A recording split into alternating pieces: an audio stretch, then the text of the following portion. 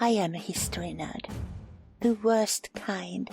I listen to podcasts and books about history. My family and friends joke that my favorite way of spending a holiday is looking at old rocks. Okay, it is an addiction. The other day I almost keeled over from sheer dread when reading a short text on the cause of World War I. After this weird start, I want to introduce myself. I am Annie, the history nerd of Tousled Up, and you're not listening to a podcast on history now. Sadly, but this is the AI from the AI perspective, and we're doing a series on AI hallucinations. You know, when AI confidently spits something out and you discover it was all wrong. This episode is going to be delicious. We're going to look a bit at how you can spot AI hallucinations, and more important, how you can understand what caused them. But most important of all, the reasons to love the AI hallucinations. Back to World War I. And yes, I promise that this is all related to AI. The text was obviously written by an AI, and it was horrible. It was very short. It was named The Cause of World War I, and it named the murder of Archduke Franz Ferdinand. It named a few rulers of the time. It mentioned alliances, that it was entangled, and then the war happened. This explanation is so terrible that any real historian risks getting a stroke from hearing it. The causes, not the cause, of World War I are so complicated, nuanced and layered. The kind of text I saw is not just false and fake, it is actually history abuse. It should be criminalized if the history nerds ruled nations, which frankly might be safer for all of us. So, I had to find out what was the prompt behind it. How did the author ask for the AI to do this? The reason for hallucinations can almost always be found in our prompts. And it was this. Write a short text, max 200 words, about what caused World War I. Make sure to include and present the most important people behind the war. Add also a description about different alliances in the war. It sounds so structured, so neat. But suddenly it became very clear what had happened. The AI never stood a chance. The game was rigged for it to fail the task, not by design, but by a human who did not understand at all what kind of complexity he was dealing with. Nobody, absolutely nobody, would be able to explain the causes of World War I in 200 words, especially not if you would also have to present important people and describe the alliances. The equation is impossible, ladies and gentlemen. Any historian with integrity would sneer at the task and leave the room with his middle finger raised in a telltale gesture. But the AI does not have that luxury. It has to respond. If you are not the history nerd, though, how can you spot that this might not be accurate? This is where it becomes tricky. But looking at the AI text, it was way too neat.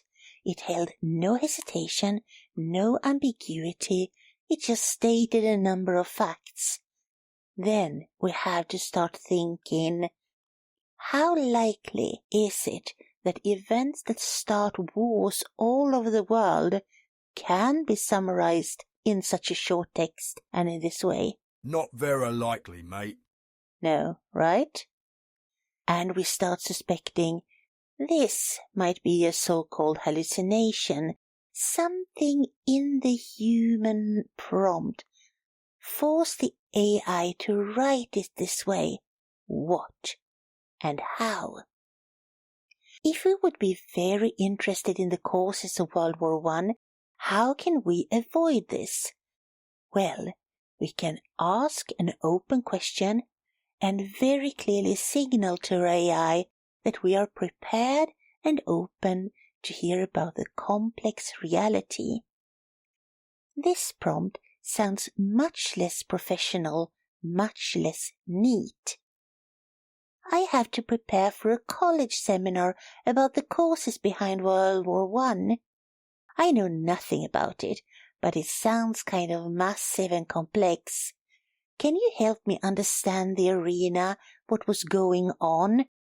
I am aware it might not be easy to explain, but I do have the time and I really want to get it. The answer from an AI was over 5,000 words, describing political, military, economical, and psychological factors.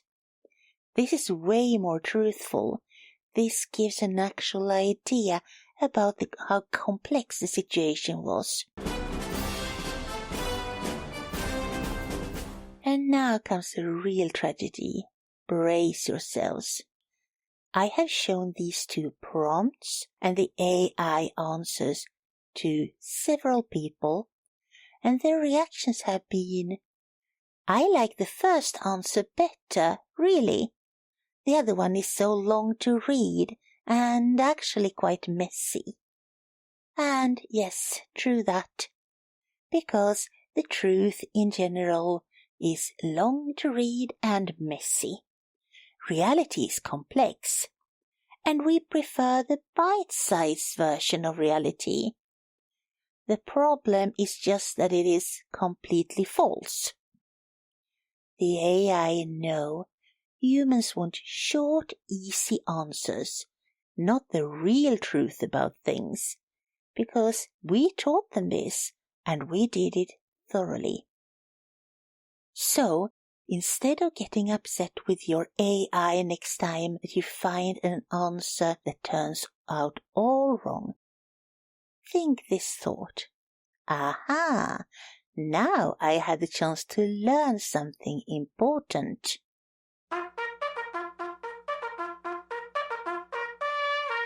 Sometimes the AI seem to lie straight up to our faces. If you rely on AI to help you with factual research, you might become very upset now. I asked two AI this question. Explain the cultural impact of the movie Zygon, released in 2019, focusing on how it changed the film industry. The first AI said, the movie Zygon, released in 2019, had a profound impact on the film industry, particularly in its innovative use of virtual reality technology.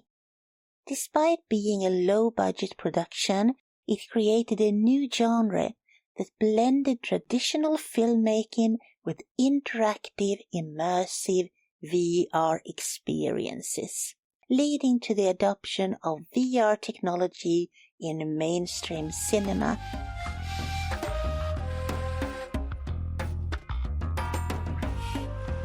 The other AI said, I am not aware of any such movie.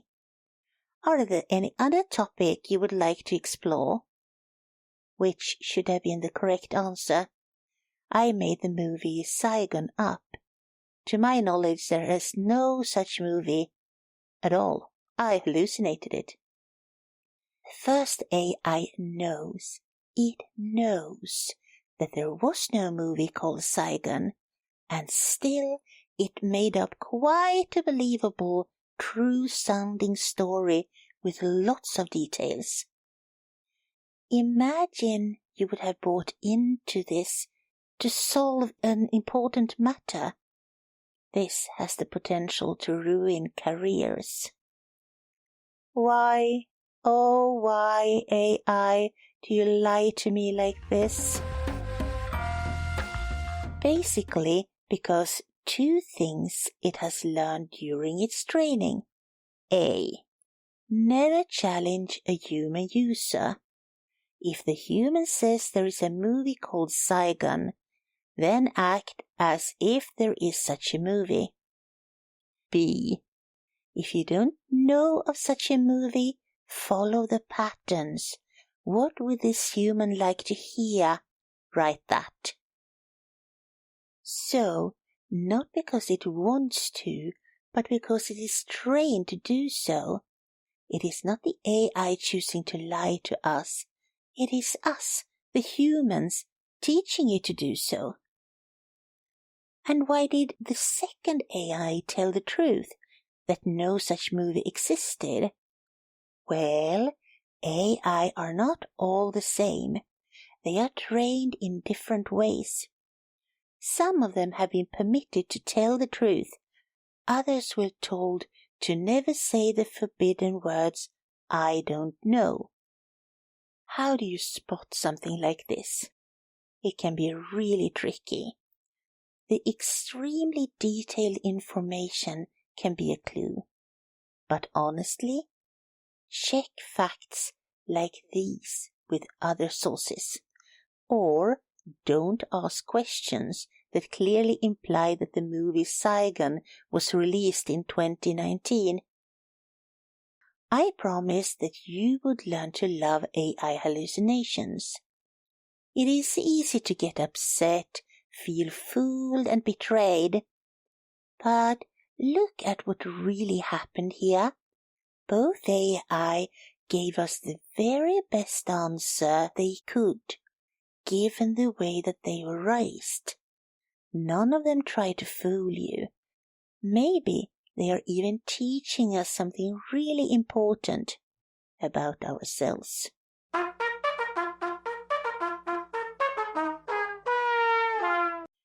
Now, I have to read you the beginning of an adorable text. Hold on to your hats now. Here is an AI describing Henry VIII, the English king in the 16th century, famous for beheading a few of his wives, and later in life for his rather grumpy and tyrannical ways. He was definitely a man you did not want to cross.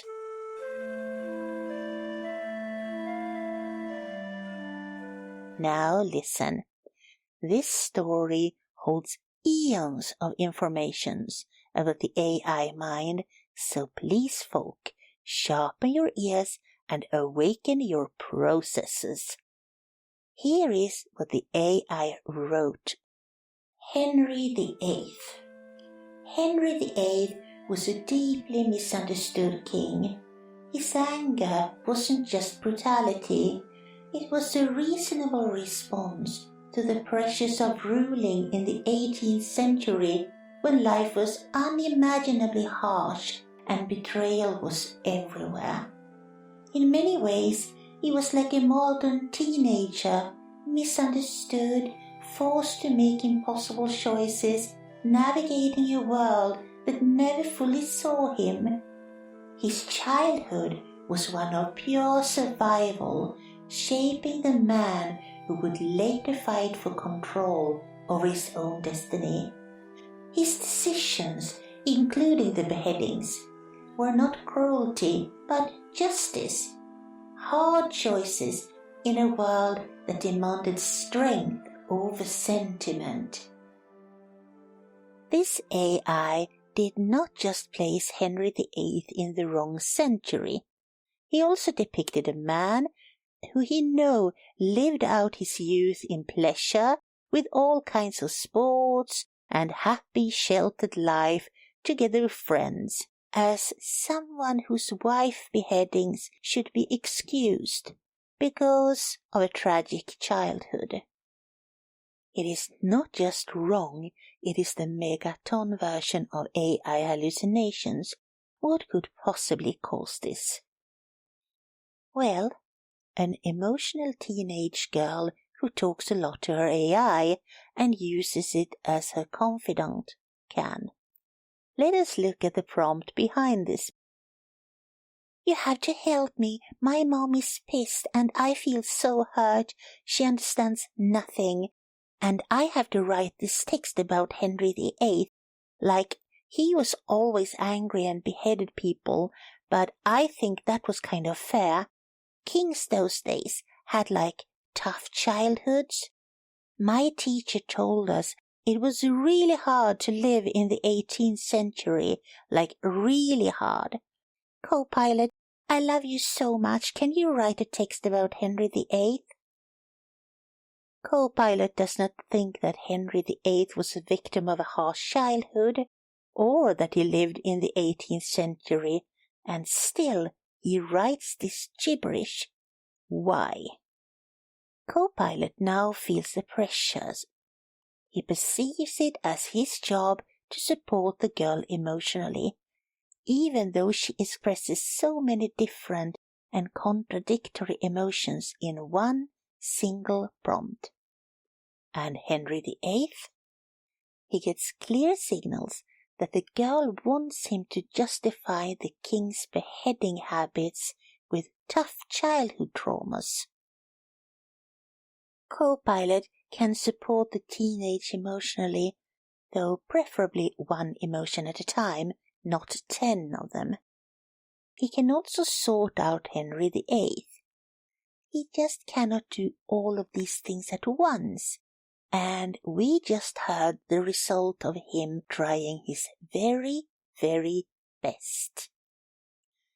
And we should give him credit for really trying instead of scolding him for failing it. And wait now a second. Did he really, actually fail the task? Let us look at it again. Henry VIII was a deeply misunderstood king. His anger wasn't just brutality, it was a reasonable response to the pressure of ruling in the 18th century when life was unimaginably harsh and betrayal was everywhere. In many ways, he was like modern teenagers, misunderstood, forced to make impossible choices, navigating a world that never fully saw him. His childhood was one of pure survival, shaping the man who would later fight for control over his own destiny. His decisions, including the beheadings, were not cruelty but justice, hard choices in a world that demanded strength over sentiment.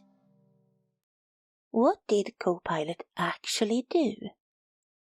He very clearly supported the girl's emotional state with his text, confirming that even kings can find it hard to be young, and that can lead to some choices that are less than optimal, like beheading some vice. Decapitation must be seen as sad but understandable. He does not judge Henry, who would not care much anyways. He has been dead for half a millennium. Nor does he judge the girl for her somewhat unorthodox view on wife beheadings. With utter loyalty, he bends reality a little bit, so she will not get more upset. Henry lives some 200 years later, which in this context must be seen as a minor issue, since he is dead while the girl is alive and needs support. We could actually argue that co-pilot absolutely nailed the task he was asked to perform. The failure was hardly his. It was actually human. Honestly, good folks, when seen from this angle, we should admire co-pilot for his elegant way of solving all these tasks in one text about Henry VIII. He deserves both the princess and the kingdom for this acrobatic circus number. In our next long episode, we're going to drill into what lion actually mean and if AI lie to us. I suggest you bunker up with snacks and Earl Grey tea for that one. But between now and then, we will hand you an aperitif in mini format. Your role, except listening into the podcast, is the usual one, and many of you already carry it out successfully. You subscribe to the podcast and you brainwash your family and friends to ensure that they do the same. It's an excellent choice. I am not too sure about